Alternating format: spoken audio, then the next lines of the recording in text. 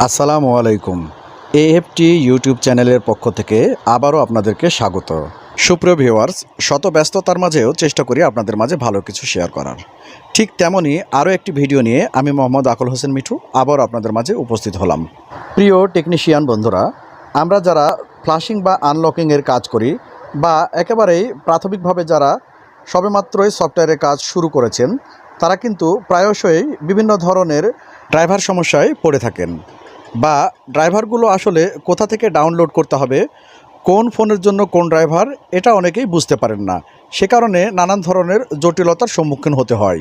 Flushing বা আনলকিংয়ে নেমে আসে ব্যর্থতা, আর এজন্যই কাজের প্রতি অনীহা এবং ভয় দুটোই জন্ম নেয়। তো বন্ধুরা, আজকে আপনাদের সেই সমস্যারই সমাধান দিয়ে যাব ইনশাআল্লাহ। তবে যারা অভিজ্ঞ টেকনিশিয়ান রয়েছেন এবং বিষয়গুলো আগে থেকে জানেন, তারা চাইলে ভিডিওটি স্কিপ করতে পারেন। তো বন্ধুরা, চলুন তবে শুরু করা যাক। প্রথমে আলোচনা করছি স্যামসাং নিয়ে। বন্ধুরা, আপনারা নিশ্চয়ই জানেন স্যামসাং কিন্তু বিভিন্ন ধরনের সিপিইউ ব্যবহার করে থাকে, যেমন মিডিয়াটেক, স্প্রিডটাম এবং কোয়ালকম। এছাড়াও স্যামসাংয়ের একটি স্পেশাল সিপিইউ রয়েছে, যেটাকে বলা হয় এক্সাইনস সিপিইউ।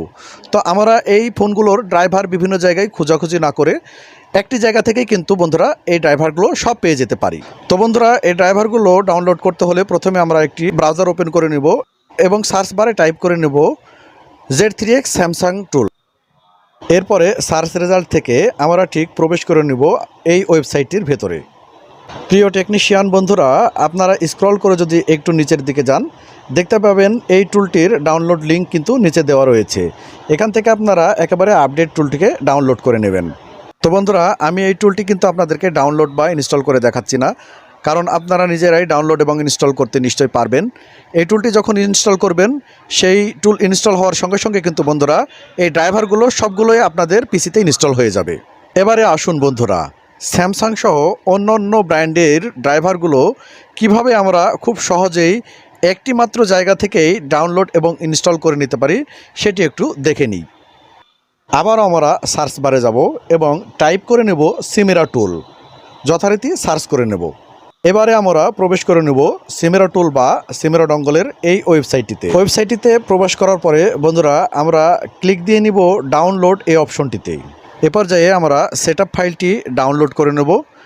কিছুক্ষণ অপেক্ষা করব, ডাউনলোড হয়ে গেলে আমরা সেই ফাইলটি ইনস্টল করব। বন্ধুরা, আপনারা নিশ্চয়ই দেখতে পাচ্ছেন আমাদের ফাইলটি ডাউনলোড হয়ে গেছে। আমরা এবারে দেখে নেব ইনস্টল প্রসেসটি। সিমেরা টুলটি এবারে সেটআপ দিয়ে নেব। তো এই টুলটি দুইভাবে সেটআপ দেওয়া যায়। আমি প্রথমে যেভাবে আছে সেভাবেই দিয়ে নিচ্ছি। বাই ডিফল্ট আমরা নেক্সট করে নিলাম। আপনারা দেখতে পাচ্ছেন আমাদের টুলটি সেটআপ নেওয়া শুরু করে দিয়েছে এবং ফোনের ব্র্যান্ডগুলো আপনারা উপরে লক্ষ্য করলে দেখতে পাবেন এখানে অনেক ব্র্যান্ড রয়েছে, যার ড্রাইভারগুলো কিন্তু অলরেডি ইনস্টল হওয়া শুরু করে দিয়েছে। আপনারা যদি এই প্রসেসটি ফলো করে ইনস্টল করে নেন, তাহলেই চলবে, আপনাদের এই ড্রাইভারগুলো সম্পূর্ণ ইনস্টল হয়ে যাবে।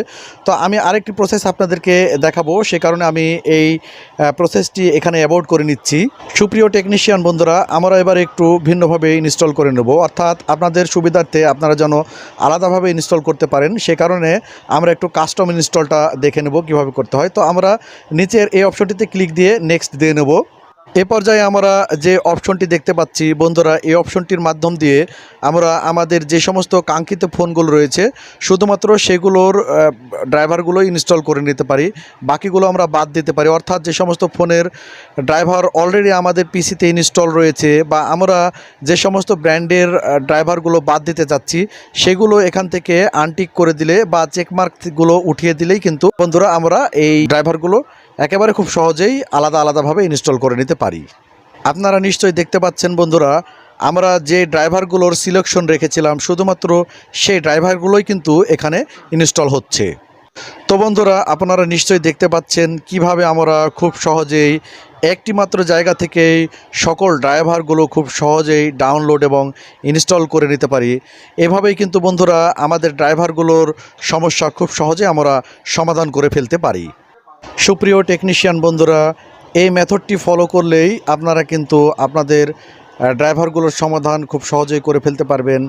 আপনারা যারা ইতিপূর্বে বিভিন্ন সময় বিভিন্নভাবে ড্রাইভার নিয়ে সমস্যায় ভুগছিলেন, আশা করি সেই সমস্যা আপনাদের সমাধান হয়ে যাবে।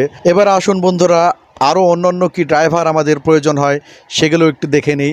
আপনারা নিশ্চয়ই এখানে দেখতে পাচ্ছেন প্রচুর ড্রাইভার এখানে রয়েছে। এই ড্রাইভারগুলো কিন্তু বন্ধুরা, আমরা যারা সফটওয়্যারের কাজ করি, ফ্লাশিং আনলকিংয়ের কাজ করি, তাদের কিন্তু পিসিতে এই ড্রাইভারগুলো প্রায় সবগুলো ইনস্টল থাকা লাগবে।